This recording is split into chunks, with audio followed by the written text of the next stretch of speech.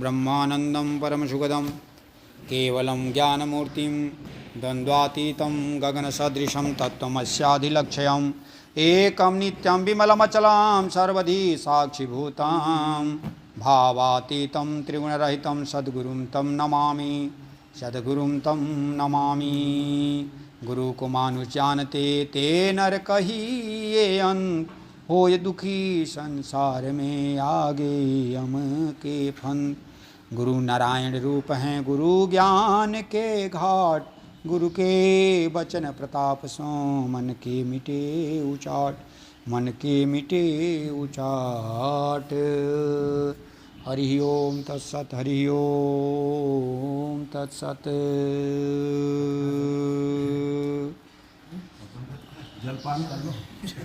आज मेरा लक्ष्य और श्री कृष्णायन का पाठ हुआ।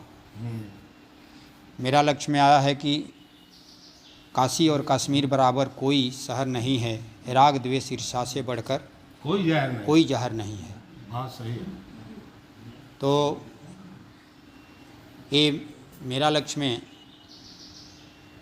गीता घाट के बाबा लिखते हैं। और श्री कृष्णायन के पाठ में आज जो हम लोगों ने किया उसमें आया है, भगवान महात्मा अर्जुन से कहते हैं कि तुमको ऐसा लगता है कि मैंने अपने नाना यानी कि उग्रसेन को जेल से मुक्त कराया, अपने माता पिता को भी बंधन से मुक्त किया, और मेरे को आप कह रहे हैं कि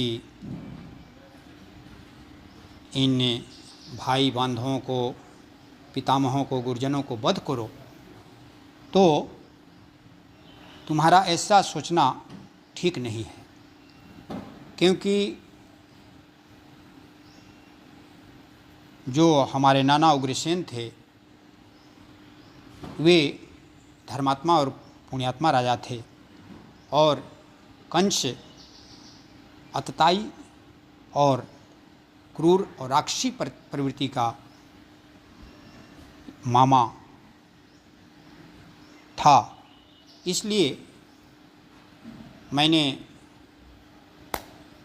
कंस का वध करके उग्रसेन को यानी कि अपने नाना को मैंने राजपथ पर बैठाया और अपने धर्मात्मा और पुण्यात्मा माता पिता को भी बंधन से मुक्त किया। वहाँ की घटना में और यहाँ की घटना में अंतर है। यहाँ जो तुम्हारे सामने युद्ध के लिए खड़े हैं ये संपूर्णता से अधर्म में प्रतिष्ठित हैं। जैसे वहाँ कंस अधर्म में प्रतिष्ठित था, उसको मैंने मामा होते हुए भी उसका वध किया, वैसे जो ये तुम्हारे भाई बांधव हैं दुर्योधन इत्यादि, दुशासन, कर्ण इत्यादि, ये सब अधर्म में प्रतिष्ठित हैं। और उस अधर्ममय सेना में भीष्म पितामह, द्रोणाचार्य, कृपाचार्य ये लोग भी उसका सहयोग दे रहे हैं। तो यदि तुम मेरे कथनानुसार मेरी आज्ञा का पालन करते हो तो तुम्हें पाप नहीं लगेगा, अर्थात तुम्हें पुण्य की ही प्राप्ति होगी। और कृष्णायन में और भी उदाहरण दे करके भगवान समझाते हैं महात्मा अर्जुन को कि परशुराम जी अपने पिता जमदग्नि के कहने पर अपनी माँ रेणुका का वध कर देते हैं, जबकि माँ का वध क्या, अपनी एक स्त्री का वध करना भी महापाप ब्रह्म हत्या के अंतर्गत आता है। लेकिन ऋषि जमदग्नि के कहने से कोई आम जनमानस नहीं कह रहा है, सामान्य व्यक्ति नहीं कह रहा है। जमदग्नि ऋषि के पद पर हैं, गुरु के पद पर हैं, और जब कहते हैं कि तुम अपनी माँ रेणुका का वध कर दो, मेरी आज्ञा है। रेणुका से कुछ अपराध हो गया था जिसके चलते जमदग्नि जी ने परशुराम जी को यानी अपने बेटे को आज्ञा दी और आज्ञा का पालन किया परशुराम जी ने और अपनी माँ का वध कर दिया। लेकिन उस वध करने का पाप परशुराम जी को नहीं लगा। भले उसके बदले जब जमदग्नि ऋषि परशुराम जी पर प्रसन्न हो गए और कहे कि हे बेटा वरदान मांगो, तुम पर मैं अति प्रसन्न हूँ, तो उन्होंने कहा कि हे पिताश्री, यदि आप प्रसन्न हैं तो मेरी माँ को जीवित कर दें। फिर माँ को जीवित कर दिए, यानी कि आज्ञा का पालन भी हुआ और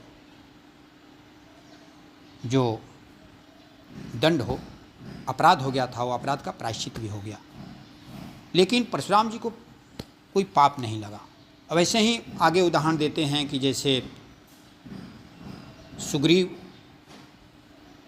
ने बाली को ललकारा और जाकर के सुग्रीव ने बाली से युद्ध भी किया और भगवान स्वयं छिप करके व्याध की तरह बाली का वध कर दिए। लेकिन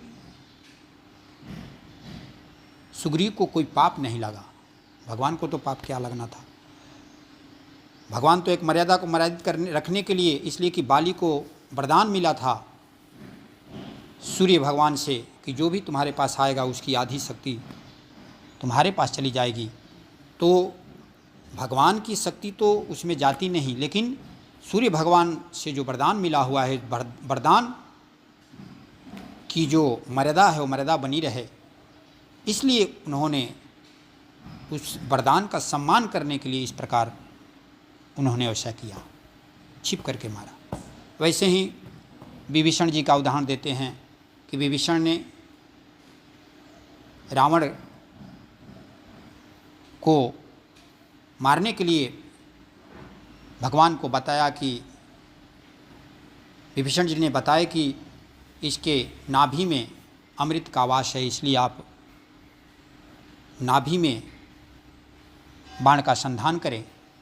और वैसे भगवान राम ने संधान किया और रावण मारा गया, लेकिन विभीषण को पाप नहीं लगा।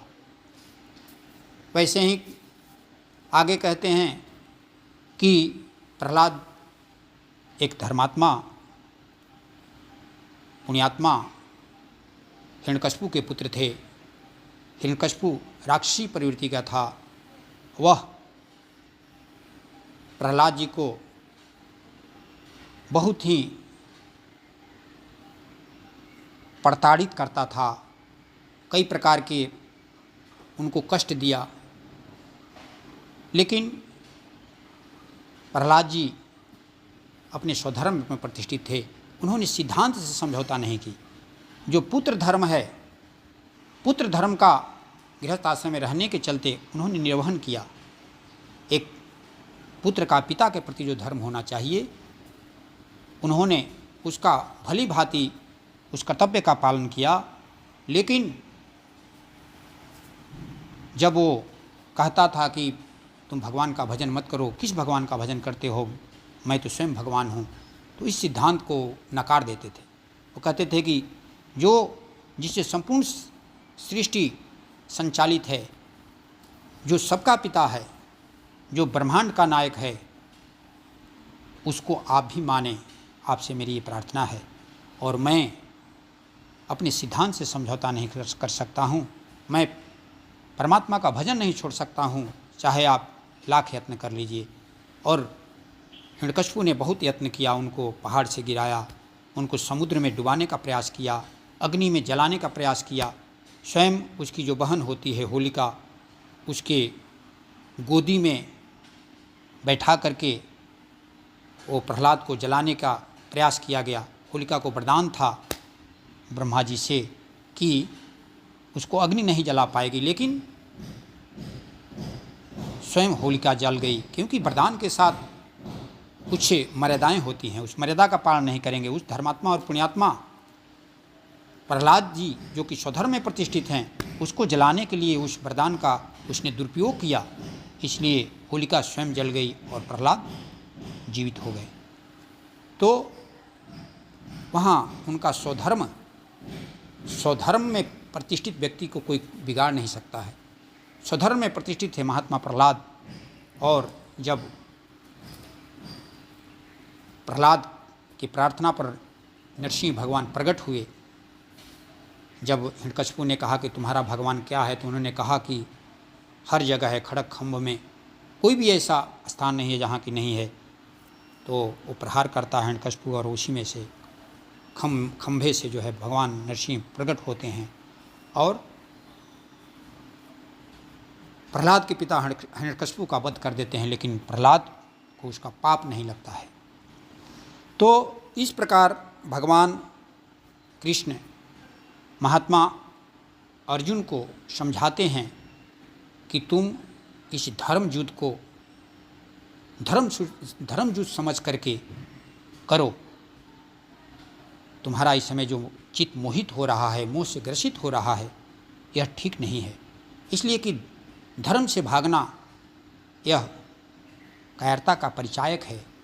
तुम क्षत्रिय कुल में प्रकट हुए हो और क्षत्रिय का परम धर्म है धर्म युद्ध करके अधर्म का नाश करना, अधर्मियों का विनाश करना, वो भी मेरी आज्ञा है। इसलिए तुम निसंकोच मेरी आज्ञा का पालन करो, तुम्हें पाप नहीं, तुम्हें पुण्य का परम पुण्य की प्राप्ति होगी। और ऐसा ही हुआ। बाद में मोह समाप्त हुआ महात्मा अर्जुन का, और नष्टो मोह स्मृतिर्लब्धा तत्प्रसादान में आचिता, और भगवान के अनुसार युद्ध करके और सबका वध करके वे आत्मस्मृति को प्राप्त किए। तो इस प्रकार हम सद्गुरु और भगवान की आज्ञा के अनुसार जो दिखने में निकृष्ट कर्म दिखाई देता है, यदि उसमें महापुरुष की आज्ञा है, सद्गुरु की आज्ञा है, तो निकृष्ट कर्म नहीं, हमारे लिए वो उत्कृष्ट कर्म हो जाता है, और वो शाप का हेतु नहीं, वरदान का हेतु हो जाता है।